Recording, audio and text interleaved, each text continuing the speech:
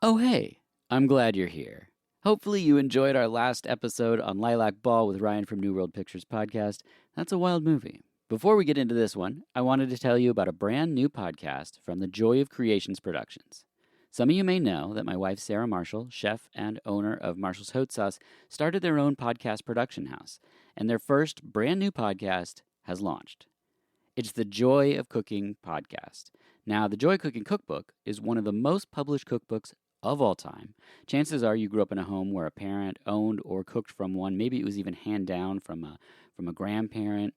The original Joy of Cooking, published by Irma Rombauer in 1939, is more than a cookbook. It's an American culinary institution. And John Becker, one of the podcast co-hosts, is the great-grandson. So he, his wife, Megan, and their co-host, Shannon Larson, welcome other guests, including home cooks, cookbook authors, food entrepreneurs, and chefs, all of which will appear on future episodes. So maybe you listen to VHS for wild movies and not for food. I get it. I love the Joy Cooking podcast, but maybe it's not your bag. But here's why I wanted to tell you about it. I bet you have a family member or a loved one who would really enjoy a weekly conversation on just food, just a lighthearted discussion.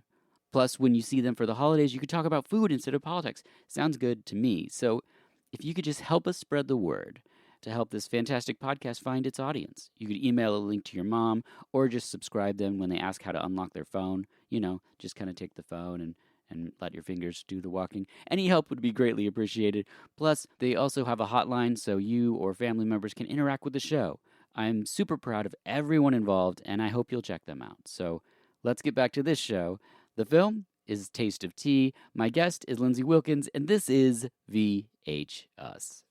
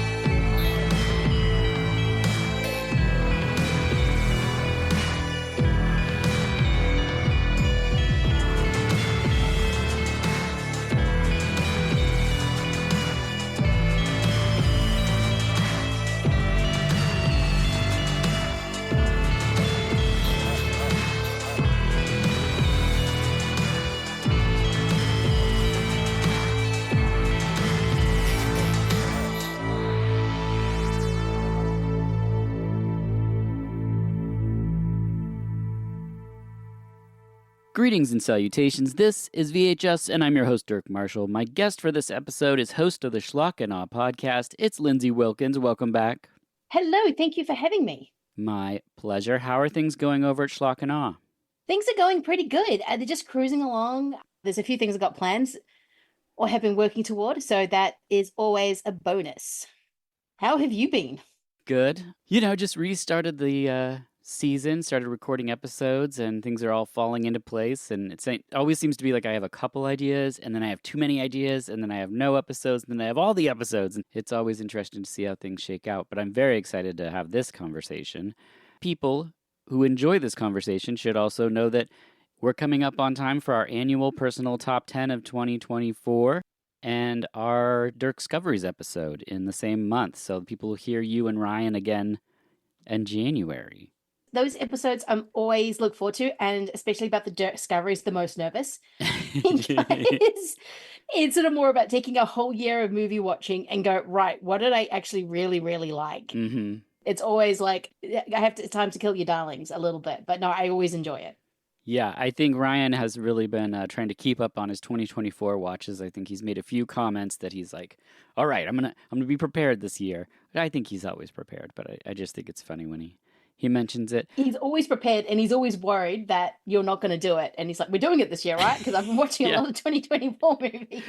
Yeah, I love it. I mean, because there's a lot of stuff in 2024, 2023, 2022 that I wouldn't have watched if we hadn't been doing it. I would have pushed them back. I would have been like, I don't need to watch Fabelmans right now. I'll watch it later. But then it's like you kind of want to cram it all in so you know I don't know. It kind of forces me to watch things, and anytime that happens, I get excited because otherwise, I'm gonna watch what I want to watch, and that's gonna be the same stuff over and over.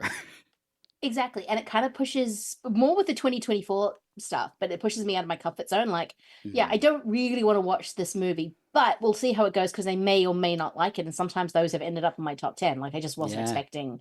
And there's been a lot of movies that have been kind of pushed under the rug this year that I really, really enjoyed. So I think it's going to be everyone's going to bring a really interesting top 10 for that one. Yeah, he already warned me that we're going to have one movie that's the same in our top 10.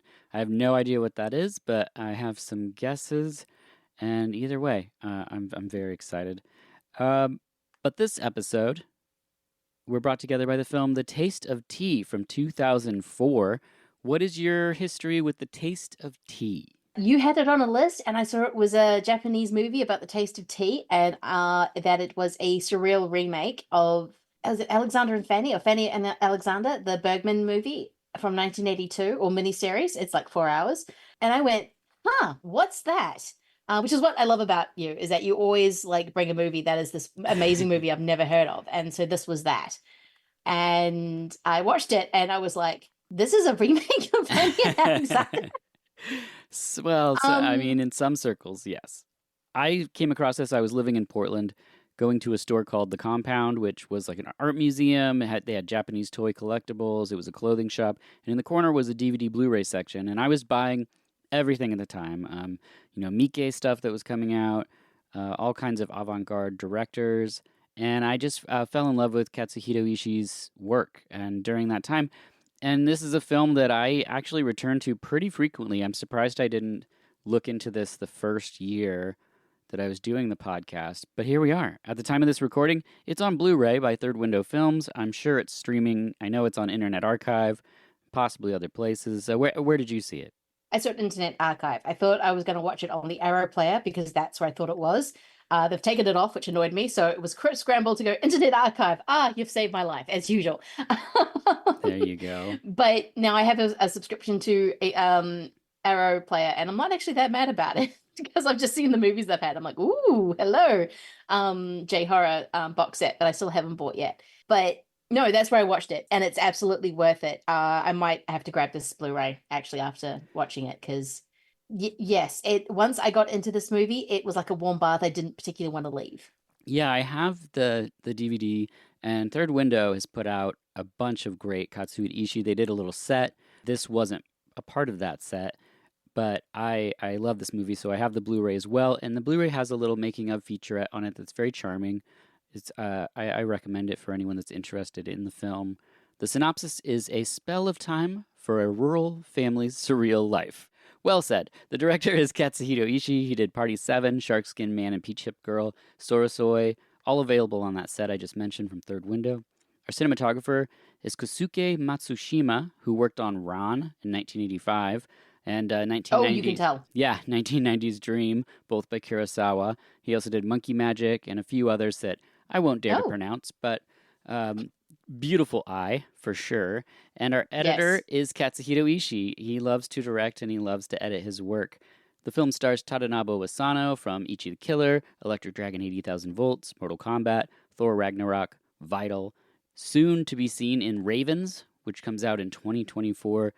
I don't know when we're going to get in the States, but it's a dark fantasy love story of legendary Japanese photographer Masahisa Fukasi and his wife Yoko. The trailer for Ravens looks amazing.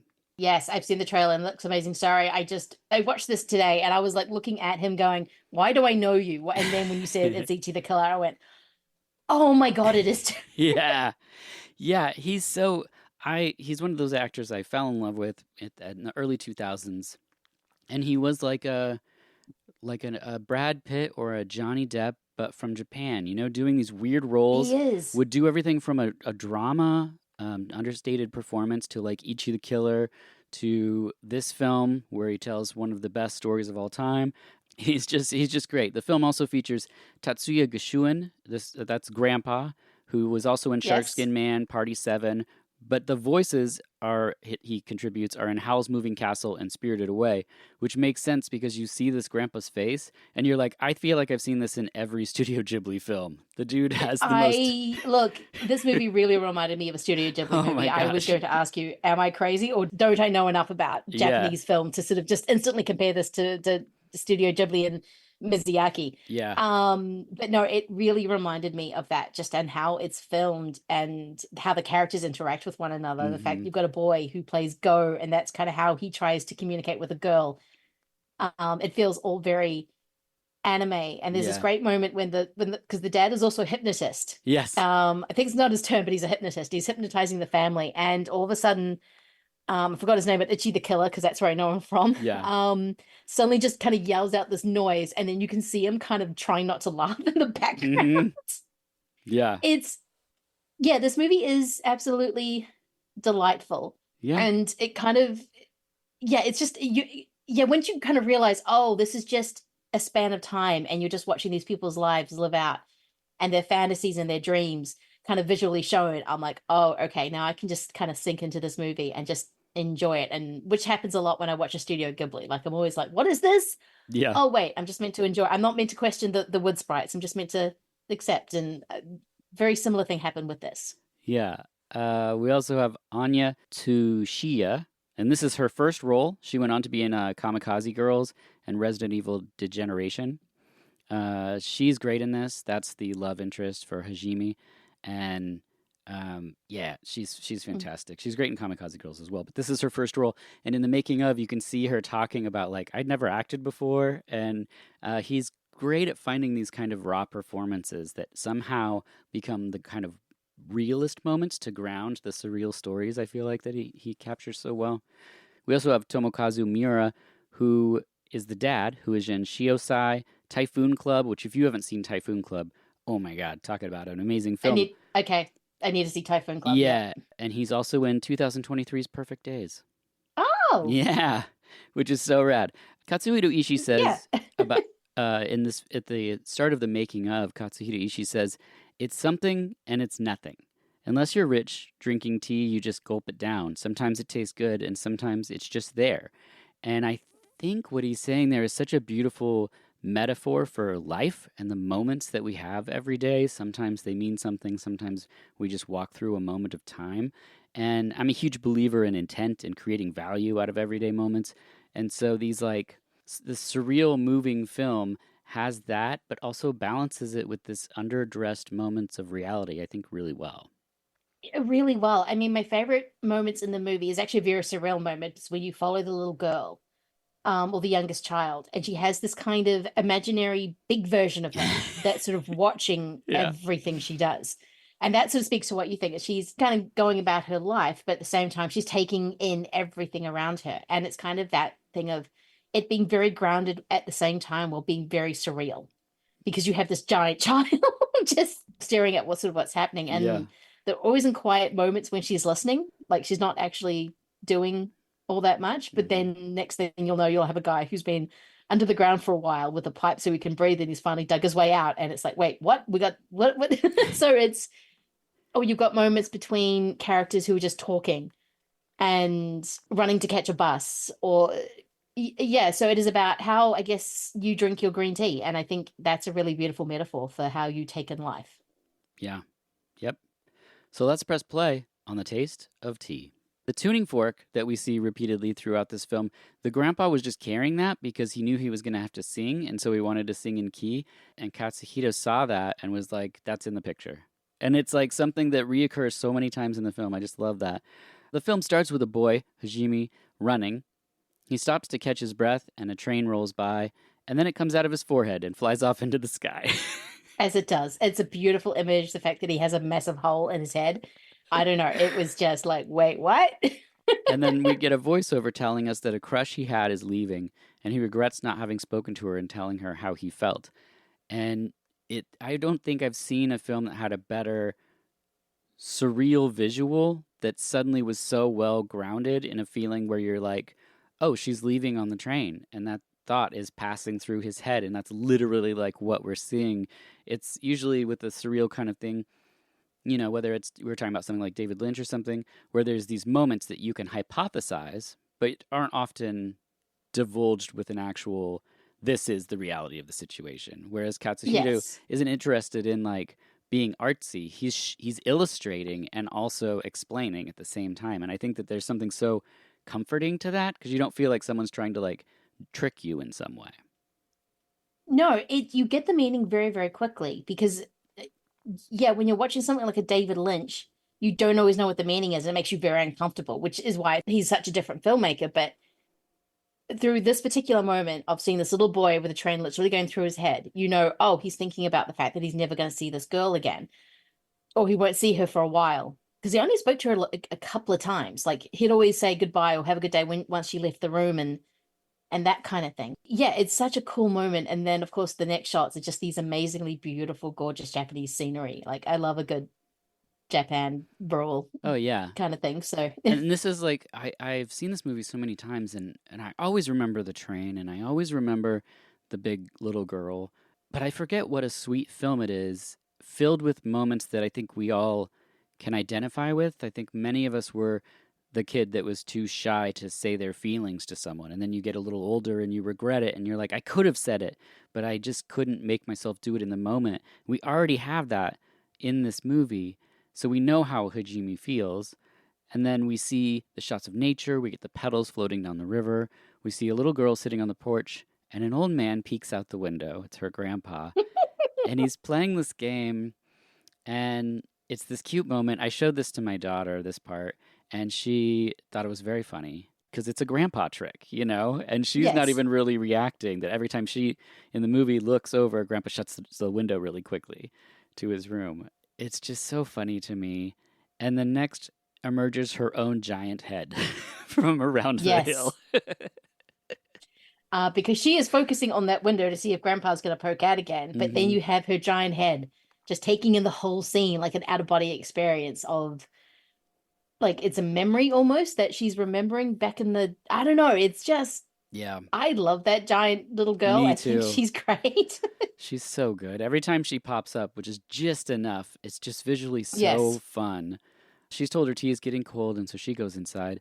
And then we see Hajime relaxing at the river, and a kayaker passes by. And next in the kitchen, Grandpa's doing poses, and the mom says, I'm going to go get the camcorder.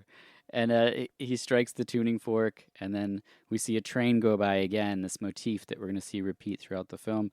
It's nighttime. Hajime's having dinner, and Grandpa does the tuning fork one more time. Next we see a school as a man recites a poem. It's their vice principal, and they say, again, vice principal with a poem, and all the kids are just like, oh man, all right. But behind the little Which is girl, such an honest thing. When your principal or vice principal gets up and he always wants to impart knowledge, it's always through something like a quote or a poem. And all the kids, I remember this so much as a kid, and just kind of going, "Oh, not this again." yeah, yeah, it's so good. And then behind her, we see a giant version of herself just sitting and watching. It's just such a treat. It's so good. It's It just like, oh, this. I thought, yeah, is this gonna be about the giant girl? No, she's just there observing. She's just there watching, taking it all in. Kind of like, as I said, this memory she's gonna, or these memories she's always gonna have of these tiny moments yeah. throughout her life that weren't necessarily consequential, but they will always be there. Next, we get the story I was alluding to earlier. It's Tadanobu Asano playing the uncle in the family, the kind of lost person who's somewhere in his 30s, you're guessing. And he tells a story to Hajime about a haunted forest. This story, I mean, I forgot what movie this was in for like a little while, and I couldn't figure out how to remember it. I was typing in all these different search things, and then I was like, oh my gosh, it's Taste of Tea, of course. So in this story, there's a haunted forest where there's a little boy who was collecting eggs from chickens, and then he suddenly needed to use the restroom, and so he saw a huge egg that was half buried in the dirt, and so he defecates on the egg. And As you do. it's a perfect swirl, which is very confusing. So he walks back as a child, wondering why he did that, why that egg was there, why he had to relieve himself on it. And then the next day, a man who's bleeding and covered in tattoos would appear around him, just staring at him. And so we get all these shots of this man where the top of his head is obscured and he's just haunting this poor boy. And then part of the story, Tadanobu just goes, "Oh, and he had shit on his head." He's like, but I don't think that had anything Because to. he has a bullet wound in his head as well. Yeah, Like you see like a thing which kind of took me out of the movie a little bit yeah, because okay, the kid shitting in the woods is could fit in with this pastoral gorgeous thing sweet Miyazaki thing you've been looking at, yeah, though none of his characters would ever shit in the woods. right. Though I do want to mention the kid's acting when he's needing to go. It's this amazing squat Oh, dance that he yes, does. it's very good. It's very, very good. But then to see this kind of, because I rewinded it back a little bit to sort of see who this guy was. It's never said, but it kind of looks like a Yukaza guy or a Yeah, he's supposed to like be an a old Yakuza samurai. guy. He's a Yakuza Yakuza. guy. Because it's the same people that killed him as who buries the guy in the mud later on in the movie. Oh, yes, it does. Sorry, I kind of was zoning in and out of this movie a little bit Yeah, because of just the way it's paced. And it was my first watch, but it was kind of like a shock because this movie up to that point didn't suggest that there'd be any violence, right. which this movie does get surprisingly violent at times. And no one reacts to it, which is kind of amazing. But yeah, those little sharp things of like, oh, there's a dead Yakuza guy there. Wait, what? Like, what? I'm sorry, what is happening? So it kind of made me go, wait, what is this movie again? I thought I was watching something like Little Forest. Now I'm Hmm. watching something very different, and I'm not entirely sure what that is yet.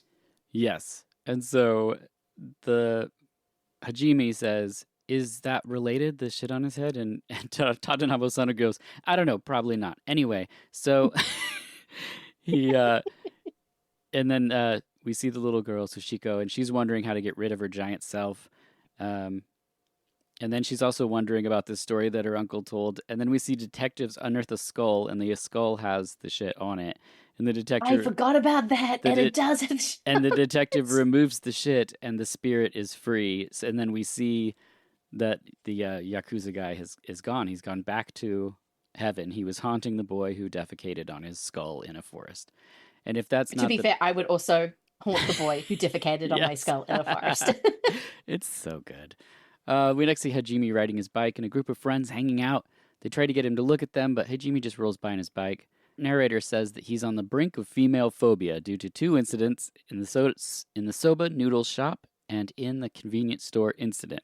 The soba noodle incident was inspired by, according to Ishii, a Hemingway story. Oh, okay. I don't know which one, but I was just like, that's weird because it's a very odd scene. Hajime is sitting across from a lady in overalls and a man in full like 80s leather, and they're having a discussion about her getting breast implants. So I don't know which Hemingway story that is. Look, Hemingway was the kind of guy who'd want his wife to get breast implants.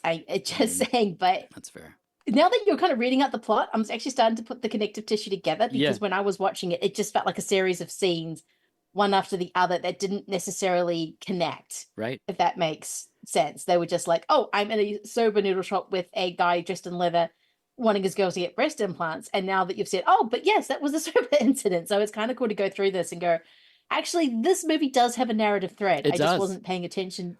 Well, Yeah, I just it's wasn't paying attention to that narrative thread. I was just like going, oh, that's a cool scene. That's yeah. a cool scene. The first time I saw it, it felt more disjointed, and it was only on repeat Yes. viewings that I was like, "Oh, these are these guys, and this is this people, and these people are all like this is all happening consecutive, like at the same time." And a lot of these people pass by or interact with each other, and I was like, "Oh my gosh, that makes so much more sense now." In the convenience store, he's reading a magazine and he hears two people talk about one guy whose girlfriend beats him with leather gloves on, and he sees the man's face and it's completely beat up. So he gets back on his Yes. bike. So those are the two stories distorting his understanding of the female species. We then see Grandpa looking at a shattered picture of his late wife. There's a lot of also very tiny details in this film that are grounded and realistic, and I think often overshadowed by the more broad surrealist moments. But once you like kind of dig into this movie, there's a lot of just really subtle, fantastic touches.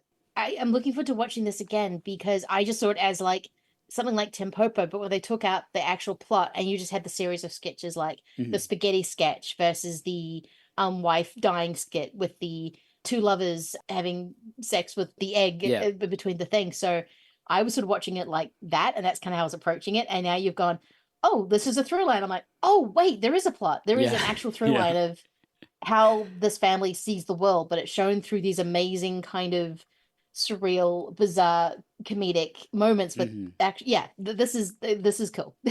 We then see a stylish man with a bowl cut. He's working in a It's very manga stylish. office, and another woman has a dog, and he says no dogs.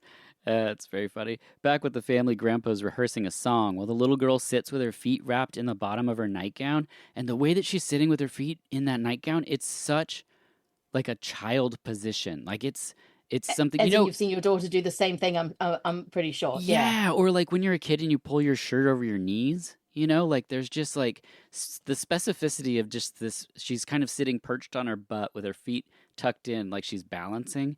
And it's just one of those things you Yeah. only do when you're little. You don't do it when you're old for sure. Can't But do it it, when you're older because you fall way you over. fall off. Your sense of balance when you're very tiny is amazing of the things Yeah, you can do with your body. And then as soon as you get a bit bigger, it's just like, and we're falling over. yeah. It's just such a great detail. Meanwhile, Hajime and his father play a game called Go. It's a Japanese strategy game. And the next day, Tadanabo, or uncle, goes for a stroll.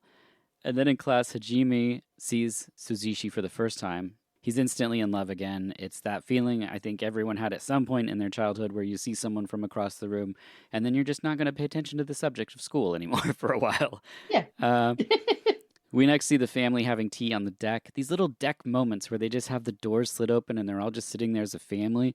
It's like that's one of those things that just keeps me coming back to this movie. Or it's those little moments when they're having dinner. Like every Mm, single time something goes a little bit crazy, the next scene is usually everyone at the table, and you can kind of see, oh, uncle's visiting. Oh, yeah. someone else is visiting. Oh, it's just the family. So I like those moments. It grounds it in this really beautiful way of like, no Hmm. matter what happens in this movie, you're going to be having either tea or a meal with them. Well, and they're also constantly coming back together after the surreal moments to tell each other the stories. And so they're Yes, all yes. like gathering around the table and they're like, that sounds pretty crazy. And they're like, yeah, it felt pretty crazy at the time. And you're just like, whoa, okay. But the next scene, the little girl asks the uncle something, and then Grandpa strikes the tuning fork, and then the little girl's in her room, and her big self is there too, and she looks up and sees a bug in the light, and she goes, "This is stupid." And I was like, Yes. I love that. I don't know what it's pretty great. Uh, Uncle's passed by some motorcycles, and then she walks into the woods, and then the uncle stops on a bridge, and down below he sees someone playing rock baseball. So we then cut to the little girl going under a no trespassing sign, and then back to the uncle. He throws a rock. The bass player gets struck by it, and then says, "Throw another one." So he throws one, and the guy hits it, and it also almost hits Uncle on the bridge. This is pretty amazing. And then a baseball player gets pulled away by someone in all white, which we can't see at this point, but they're dressed like Elvis. Um, it's pretty amazing. Because of course they are. Yeah, yeah. So um, the little girl sees this bar, and we don't quite understand why this is important yet. And then she leaves, and they both return to the deck. She looks up, and the window closes. So Grandpa is still in there, just spying on her again.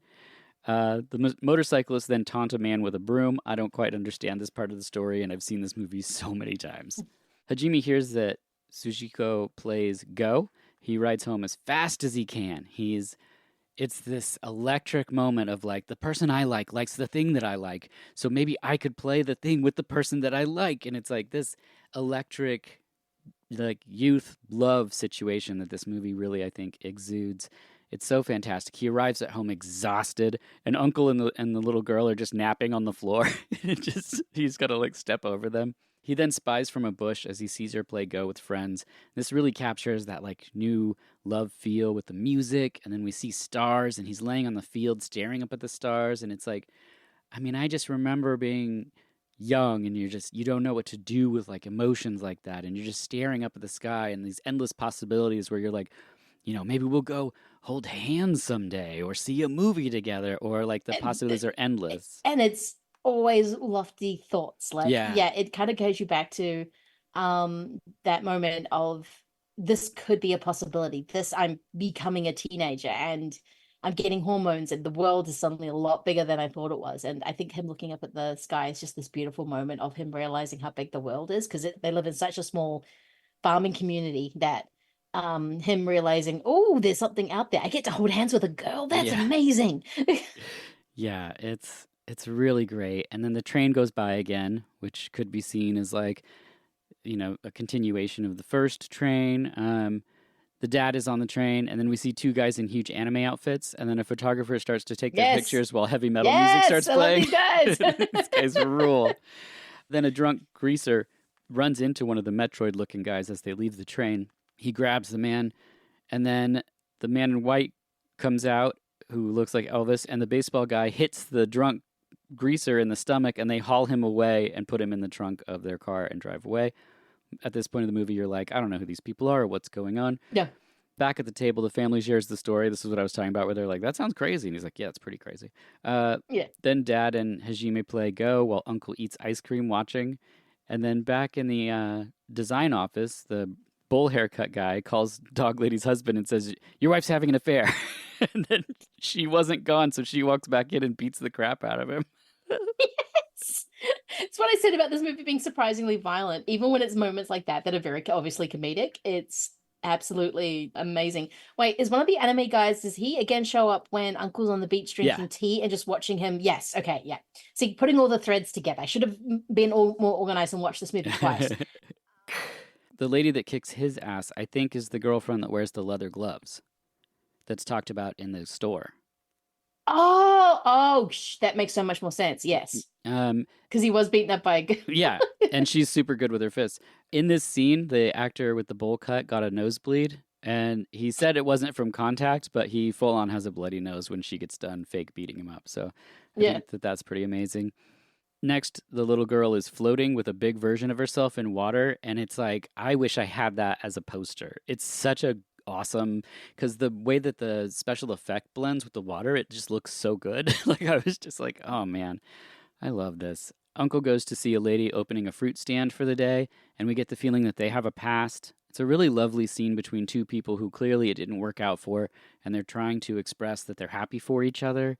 And God, it's just, I don't go out of my way to watch a bunch of dramatic films, but when I see a really well done dramatic scene that's not overly bloated, but just has just enough that I go, oh, yeah. I mean, I just feel for these characters.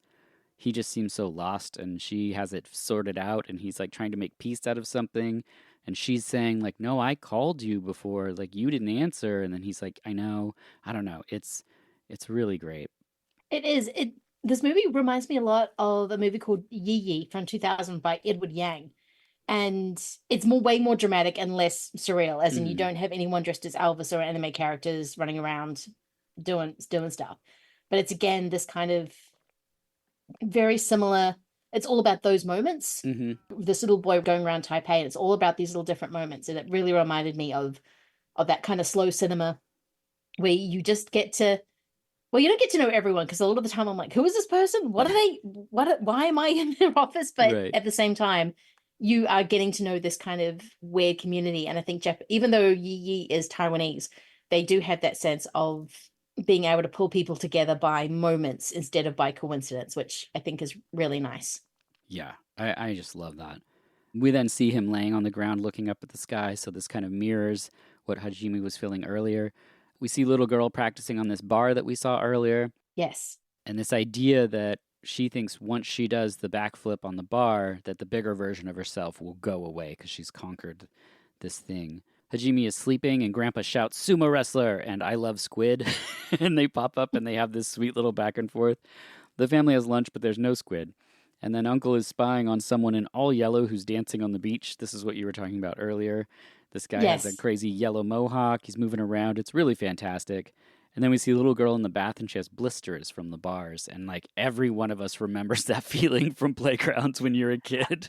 Yes. I thought she was actually trying to do a roundup, not a backflip, which is when you twirling yourself around. Yeah, she calls it a backflip, but it's not a backflip. Yeah.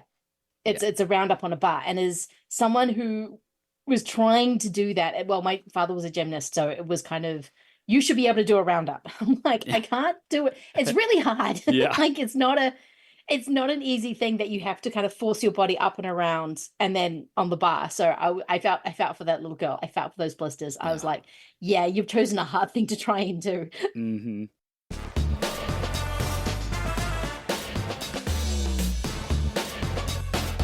Let me ask you a question. What would Cafe Flesh be without Tantala Ray? What would Slumber Party 2 Massacre be without Atanas Illich? What would Electric Dragon 8000 Volts be without Tadanobu Asano? The answer? They wouldn't be the same, because you need that certain flavor. That's like food without Marshall's hot sauce. For 14 years, chef, teacher, and cookbook author Sarah Marshall has been making delicious and flavorful sauces in small batches by hand. Every bottle of Marshall's hot sauce is prepared by Sarah. You can elevate every meal with the help of an actual chef who's using the freshest produce and the highest quality ingredients. Plus, she now has launched a seasoning line taking actual produce, dehydrating and freeze-drying them, and powdering them to make delicious seasonings without chemicals or binders. There's even more at marshallshotsauce.com. That's Marshall's, HAUTESAUCE, from an actual hot sauce subscription, which gives you guaranteed access to limited edition sauces, to a gourmet pasta with special herb blends rolled right into the noodles. You'll find it all at marshallshotsauce.com. Enter VHS Podcast for 20% off. And now, back to the show.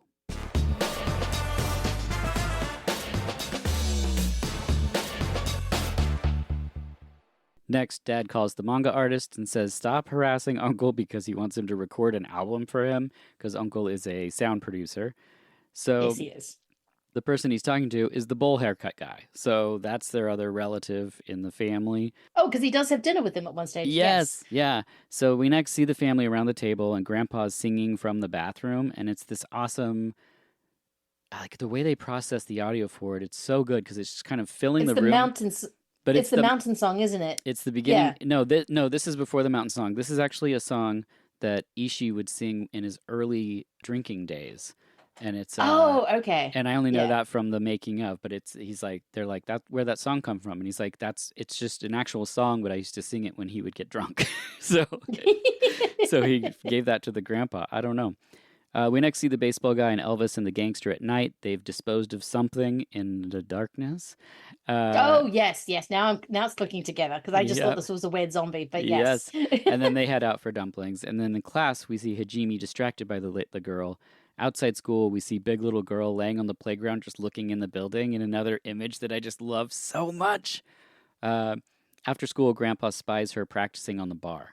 And this is the part of the film where I forget, and so when I start to see the grandpa see the girl in the bar, I get goosebumps. I start to well up in my eyes.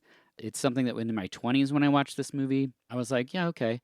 And now in my 40s, like, I get justifiably moved from this part of the film on as you start to piece together what grandpa's doing. And this is what I mean by when I was talking about intent and like literally marking moments in your life, like choosing to stop and take in what's happening in a moment. And that's exactly what Grandpa's doing, only we don't know that yet. At dinner, Uncle has brought the yellow dancing man, and then Dad leads the hypnosis like you were talking about earlier. Yes. And then Hajime and Grandpa and the girl turn on the TV, and it says, "Feral woman found in the jungle is now a stand-up comedian."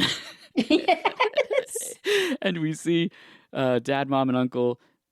they kind of do this dance. They're hypnotized. He plugs his nose, the dad does, because he says they'll only recognize his normal voice. So now he's talking to the other people watching TV with his nose plugged, which is just genius. Yeah. And then the girl says on screen, "I'm a saber-toothed tiger," and then bites the host of the stand-up comedy show's head. This is kind of why I was so surprised how violent this is, because it's not an Itchy the Killer kind of movie where you're just looking at this and feeling ill for some of the moments. But this is a very sweet, moving movie that is about intent, that is about those kind of moments that will live in your memory and you choosing to be in the moment. And then you have Weird Wolf Girl who becomes a stand-up comedian, and then attacks someone on screen. And everyone just looks at the TV, looks at each other and goes, that was weird. So it's this really violent moment, and like the bowl cut guy getting attacked, and all these kind of weird things with the ghost and everything like that. It's like those moments don't belong in what this movie is doing, yet they give a tapestry to the surrealism, which I really like. Yeah, and they come out of their hypnosis and they say they loved the experience. We see Mom as she floats, and what she's doing is she's telling the story to the little girl. They're laying in bed together in this beautiful top-down shot. and the mom floats in the story that she's telling in space, and her head explodes in color, and the daughter's just like listening contently to this story of this hypnosis experience. It's just really, really strange. There's a moment where the little girl's eyes go in and out of focus as she's falling asleep, and that's one of those details that, like, I remember being a kid and being like, I'm not tired, and you're laying in bed, and then suddenly it's like someone put a scrim or something between your eyes, Yes. and it's like that wall between you going completely to sleep, and it's just a flash in the film, and it's just the director just a little flourish, just like, remember this. It's so good. Yes. I love how the violence of the comedian and the flourish of the little girl kind of Hmm. going with her eyes going blurry, I think is on the same level of just these moments in the texture of the movie. And I think I love that so much because they're two completely different things that don't usually get put next to each other. Well, they're not Hmm. next to each other, but they are still kind of conveying the same thing, kind of, Well, that of these moments. and it's just Yeah. this weird, delicate balance that he creates, where these side by side things of like the hypnotism happening, which is not a normal thing for most people, the weirdness of what they're watching on TV, the story from the mom, and then the sweet moment of the girl falling asleep sounds like garbage just thrown together. But like when you see it in the Exactly. context of the film, it actually, I think, forms a very, very believable tapestry of images. Um, Hajime goes to the library and gets some books on Go, and the boys working say, "Join our club." So he's like, "Oh, okay." Little sister is playing on the bar, and then a guy who the gangster buries, his head starts to unearth just about 4 feet from where she's at. And, Yes. but you don't really know that the first time watching it. Suddenly there's just a head in the mud. And Yes. I was like, oh, this is now a zombie movie. Wait, yeah. what? So she takes off running and passes the two guys that in the beginning were dressed like Metroid characters or Meteor Man, and they're in a Mhm. field trying to take photos with this figure, and they're like, "Hey, little girl, why are you running?" And she goes, "Mudman." Meanwhile, Hajime's making a killing at Go, and then it cuts back, and little sister watches holding the figure as the two guys unearth the Mudman, and then he thanks them. Oh, yeah, she is holding the figure. Yeah, I forgot Yeah, about and that. then he thanks him and cries, and then she tells her family at dinner, and they're all like, "That sounds pretty crazy," and she's like, "Yeah, Uh, yeah, it's crazy. No, I love the fact that he cries yeah, because this movie is, as we kind of just, as Dirk is really perfectly describing it, it sounds very zany. It sounds like mm-hmm, it's just a series of skits kind of thrown together. But then you have this guy kind of emerge from the mud, which is this amazing moment, and then this guy offers him like a towel. He wipes his face and he goes, tries to give it back. He's like, no, no, no, you keep it. And he just starts breaking down. yeah." Like He just it was completely still a loses real, it. it's still a real moment. I mean, it's ludicrous in the movie. And when Mm-hmm. she's relaying Mudman to her family, they're like, "Look, that's pretty crazy." But he still reminds you that this was a real person, even though the movie. Yeah, I don't know. I was really struck when he Yeah, showed emotion. yeah, it's. I mean, and this time I was watching it, I think the weight of like what he had gone through, because he just had this reed to breathe through, and was otherwise completely buried in the earth, Yeah. and I mean, I think then being on the other side of it and having kindness from people, I think is, yeah, you would just be overrun with emotions, and yeah, it's such a cool little thing. We next see Hajime happy on the train, and Big Little Sister is on the roof staring at the moon in another great image. Then we're in a studio. His uncle is in the sound booth. He listens to a song his relative made, and he thinks it's very dumb. And next we get Yes. the mountain song scene. Grand My favorite scene. Grandpa, manga cousin, keyboard lady all perform, and then everything's like in the sky at one point. It's just It's like they've suddenly gone into a karaoke. mm-hmm. When you ring the lines, it's got this like you're soaring through mountaintops and Yes. sky. It suddenly goes into that, but it's this it's this weird song, and I love the cousin's expression. I think he's got this kind of disinterested, I'm just doing my job. I'm not really feeling this emotion. And then you see this insane kind of amazing Grandpa. performance happening in the studio. Yeah. I loved it so much. Yeah, it's so good. And Mountain Song was a song she kind of made up for the movie, and then a woman on his team, I forget what her role initially was, but she kind of fleshed it out a little bit to make it more of like a commercially kind of jingle. And so they're very excited about how it turned out for the film, and I think anyone watching it is going to feel the same way. We then see Dad at work. He has a woman hypnotized, and she describes what she sees in this white world. And then the rain comes. We see nature, and then the school kids with umbrellas. And then we get this scene, and this is the scene that really gets me every time, where Grandpa is walking with the mom. We're seeing this kind of a long shot, and he says, "Stop." And he just holds his hand up. But then he runs ahead, turns around, faces her, and then gestures like, "Okay, walk towards me." And she walks towards him, and then catches up to him, and then they go back to walking together. And you don't know why this happens, but holy smokes, is it coming for you? At school, Suzushi is cleaning up and playing Go, and Hajime enters, and she says, "A game?"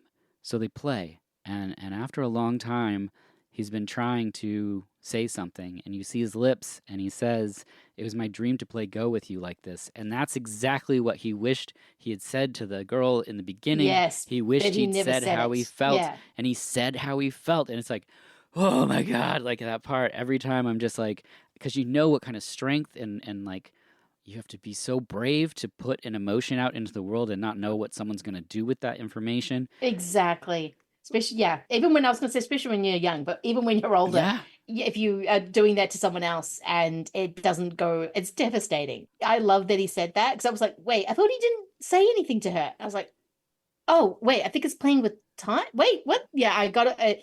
My This brain is is a now just different, processing that moment yeah, a little this bit is a because different I girl. wasn't entirely, yeah, yeah, exactly. The other girl's gone. This is the new girl. And she Yes, says, I thought it was like a time loop. I thought it was the no, same girl, but not a no, time loop it's a movie. different girl who he's actually getting confident and knowing that she will not beat him up. he's growing. And then she says, then let's play every day. And then they walk out and it's pouring. He has an umbrella, so they walk together. And the whole time I'm watching, I'm just like, oh my gosh, because you know that inside he's like exploding. And it's just so crazy with emotions. And then the bus passes and they run to catch it. And then he throws the umbrella through the door so she doesn't have to walk from the bus to her house without it. And then he waves erratically as the bus drives away. And then he runs wild through the falling rain, just like beaming with like, I can't believe that this day happened. And then later on the train, he's completely blissed out and doesn't even know his dad's across from him. And his dad's like, good No, day. And he's like, how long have you been here?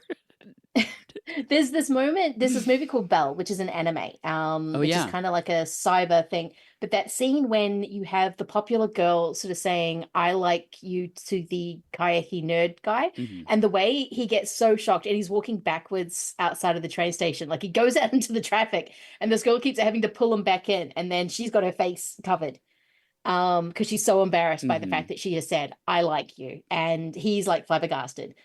It reminded me a lot of Yeah. that scene because you can tell he's exploding, but when you're watching something like the movie Belle, which has that moment of just teenagers losing their goddamn mind because a person they likes them back and they don't know how to Yeah. physically handle it. Just I love the thing of the guy just like walking backwards outside, going, if I walk backwards outside, maybe it will stop, even though I don't want to. Yeah. Anyway, you should all watch Belle as well. That's great. Yes. And I like, yeah. Agreed. Next to film class is ready to watch short films. It's the mom's drawings. This is an animated segment, just like in his movies Party 7 She and is an animator. Shark Yes. Skin Man, because she's an animator.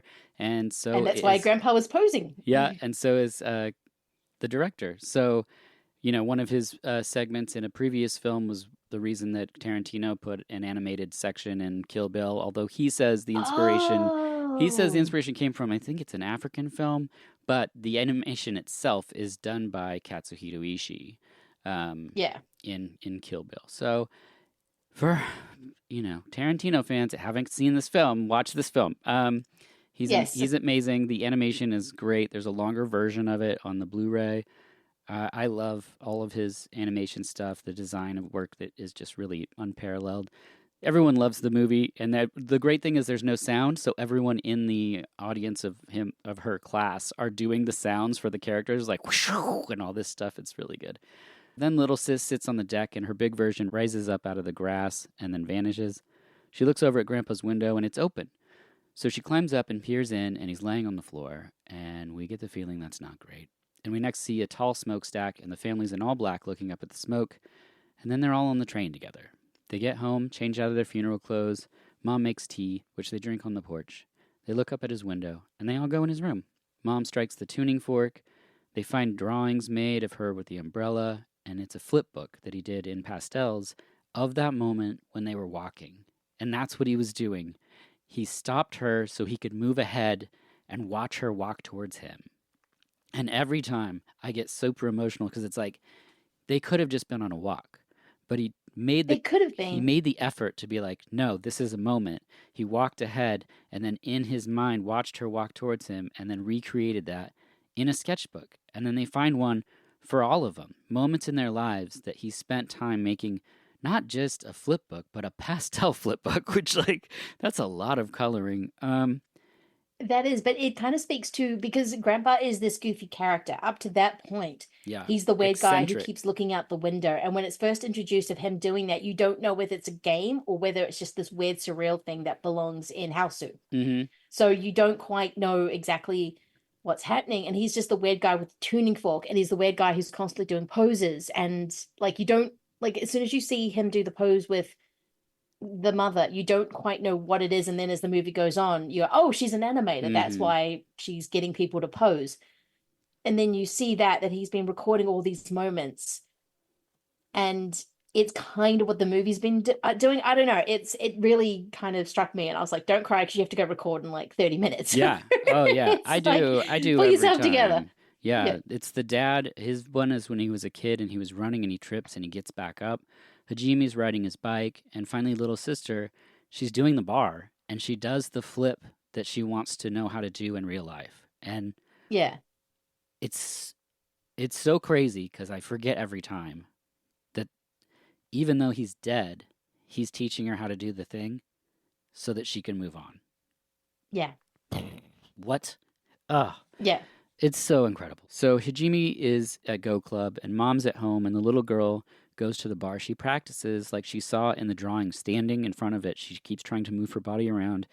The giant self, she finally achieves it, and then we see her giant self rise up and float off into the sky, followed by a huge sunflower bloom that engulfs her, the earth, encompassing planets, and then just dissolves.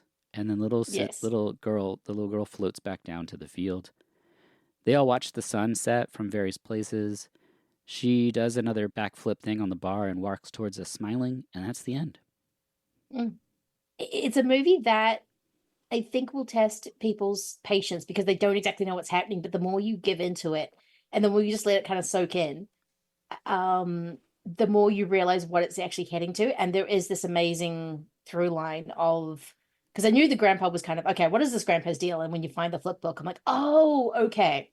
This weirdness he's been doing actually has a point because he's trying to get the movements of and what his kids and grandkids are doing. But when you really sit down and think about it, this is an absolute through line, and it's literally just about those moments that you might otherwise forget. Mm-hmm. Like it wasn't until I was watching this movie that I forgot about the annoying amount of times that I would try and do a roundup on a bar. Yeah, yeah.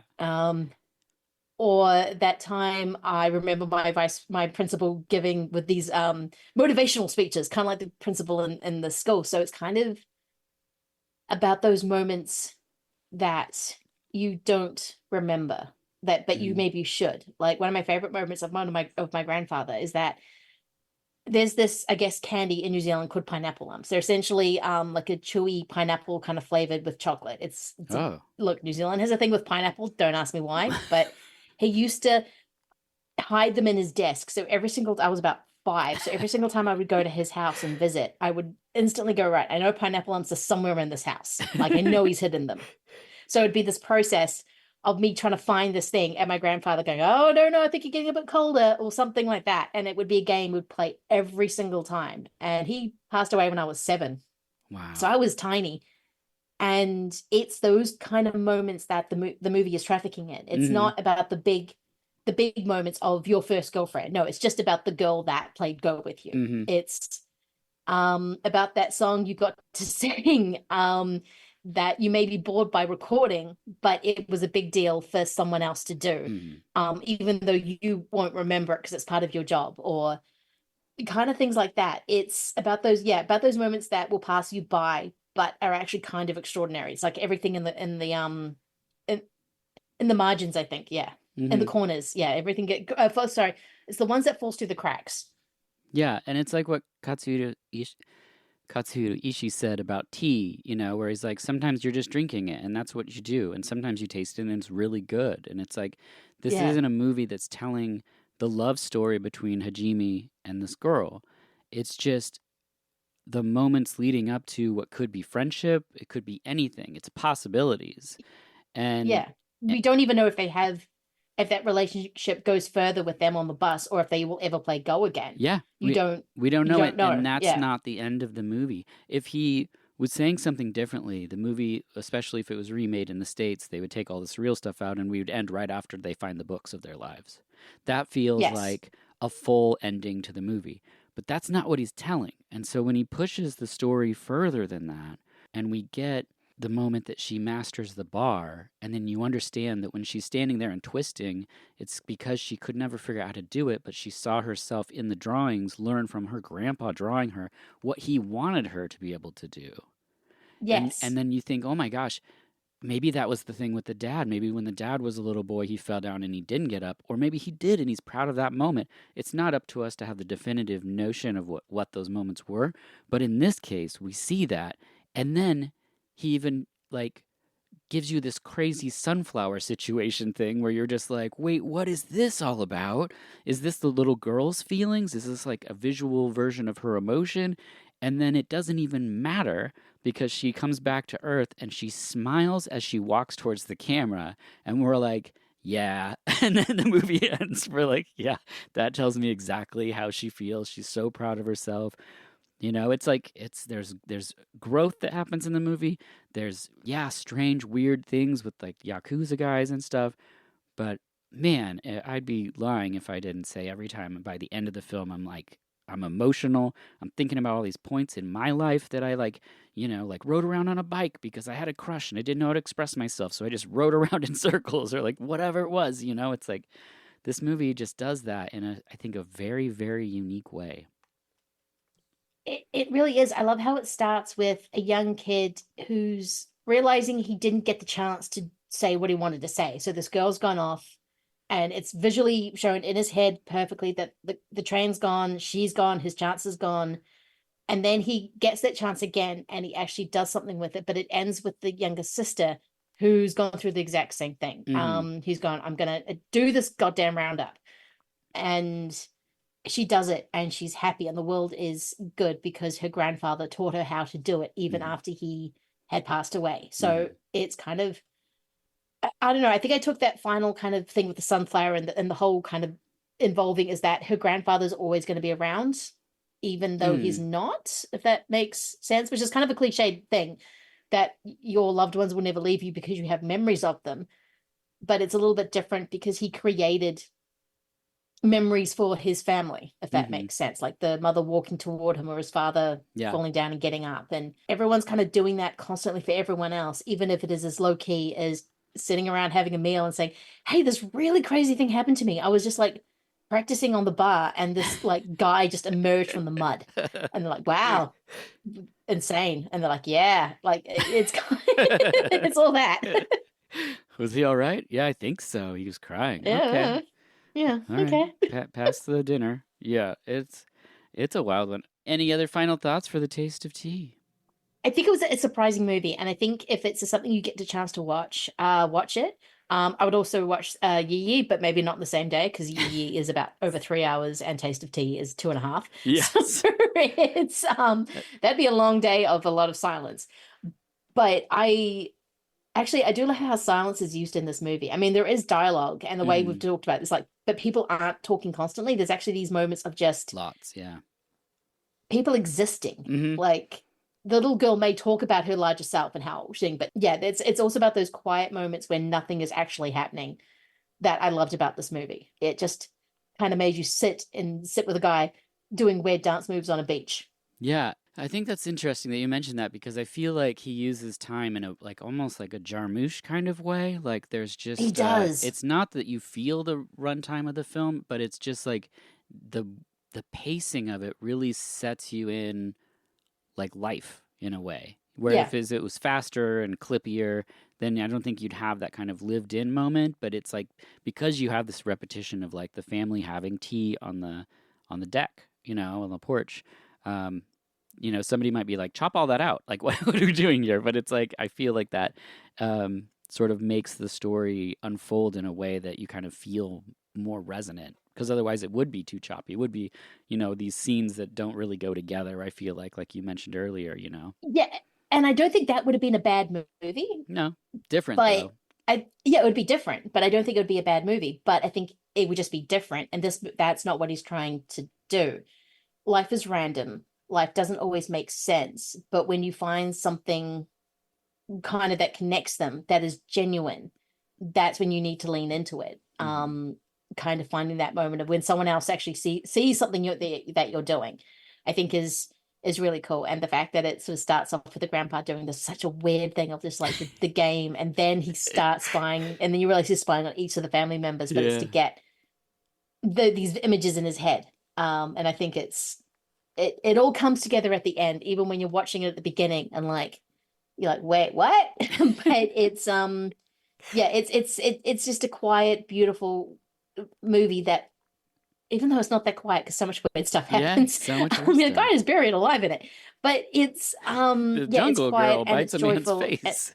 Yeah, exactly. That's never addressed again. The guy's dressed as Elvis. No, it's never addressed. Like, why is he dressed as Elvis? But it doesn't need to, because ultimately it's the ones that you love and care about, your family, I guess. Family can be chosen and family can be blood, but it's those people who, the fact that they keep coming back together no matter what happens and actually have a conversation with each other, that I think is the most important part of this movie. And you need them sitting on the deck drinking tea, and you need them having meals together. Yeah, I agree. It's like, in becoming a family, Sarah and I were like, what matters to us most is like, we're all going to go out into the world where there is weird stuff. There is, probably mud men and baseball dude and Elvis impersonators. And the important thing is that we come home and we tell each other what happened, and that's how we live. We do the very same thing. We check in at whether it's school or whether we do a market or whatever, and I have something weird that happens, is we all discuss it together, and that's exactly what this family does. So even if you wanted to boil it down to just like, hey, look, the world outside is weird, but we're cool together here as a family, you kind of have that too with this movie. It's really interesting. Yeah. It's kind of the thing that struck me, because when you're watching it, it's all very flashy. It's the leather guy talking about boob jobs. It's someone getting beaten up. It's no dogs. It's bowl cut guy. But at the end of the day, it is really about that family. And the more I watched it, the more I realized, it is definitely about this one family. And anyone who's at the table is a member of the family. So when you see bowl cut guy, you're like, hey, he's a family member. Cool. Or yellow guy. Yellow guy. Even if they kind of, I don't know if this is true, but like, if they invite someone in your family, like one of my favorite Japanese movies is Shoplifters. Oh yeah, a movie that will make me bawl. Yeah, that's a good one. I'm just a mess. But that idea of this invented family, and yes, the moral implications are very, very dodgy with this one. But it's, again, if they invite you in, you are family, and therefore the world is a crazy place. But as long as you keep coming back to the table to drink tea and to eat and to talk and communicate, then everything is ultimately going to be okay. Yeah. Nailed it. Lindsay, where can people find you? People can find me Shockanaught1 or Reading Geek. I'm hanging out at Blue Sky and Instagram at the moment, and Letterboxd as usual, so you can find me there. And also, Shockanaught is on any podcast app you can find. Generally, I'm pretty sure I am around. Yes, and I'm sure people know, but just to clarify, Schlock and Awe is a double feature podcast. Yes, it is a double feature podcast where I like to kind of put two movies that may not, on the brush of it, may not work, but when you actually dig into what they're about, they very much work. Much like this movie with Elvis guy and family scenes. It all comes together in the end. This would be an interesting one to pair with something. Yeah, I was kind of trying to think of it. Like, all I could come up with was anime, but I think that's not doing it quite justice. So I need to go back and think about it more. Something thematic. It's so unique. Yeah. Excellent. Well, Lindsay, thanks for your time, and thank you for watching A Taste of Tea. Oh, it was a pleasure, and I always love coming on and hanging out. So that thank you so much for having me. My pleasure. Look forward to our top 10 of the year recap and our Dirk Discoveries episode. Yes. As always, I'm Dirk Marshall, and this has been VHS, where when it comes to celebrating rad films and even radder friends, we're not done yet.